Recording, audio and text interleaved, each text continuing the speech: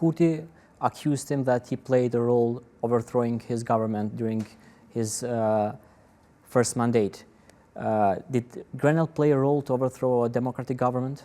Yeah, I mean, I'm sure he did. Why wouldn't he? Why? I mean, of course, there's various different ways that you can overthrow governments, obviously. You don't have to do it by sending in the Marines, but certainly behind the scenes, I just don't believe that it's credible that he didn't encourage the LDK to pull down that government.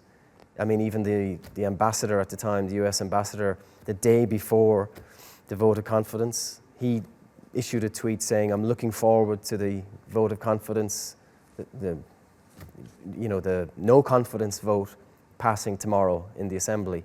So that's an ambassador to Kosovo celebrating the fact that the government of Kosovo is going to be collapsed the next day. I mean, that's what the US ambassador was saying. God knows what he was saying in private. God knows what Grenell was saying. Another thing that I would like to discuss with you is about the Kosovo-Serbia dialogue. Can we expect more from the new European Commission and with the Trump administration? Do you think that things will move faster now? No, I think it's likely to go into a kind of a state of stagnation for a while. Obviously, the most important issue is Ukraine, and the Trump administration seems to be willfully driving a wedge between the United States and Europe over the issue of Ukraine, and that has sent Europe into kind of hysterics and trying to work out what do we do now. So that will be the dominant issue. The chances of the European Union prioritising dealing with the Kosovo-Serbia dialogue, which has been going on for so long with so little results in the midst of this crisis in Ukraine, I think is very, very remote.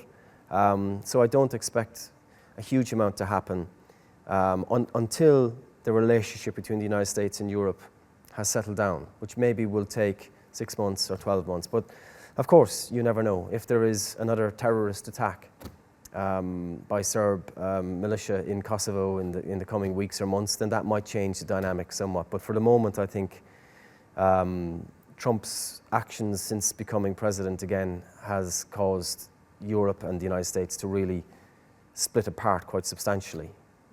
But there is an agreement between Kosovo and Serbia, already agreement.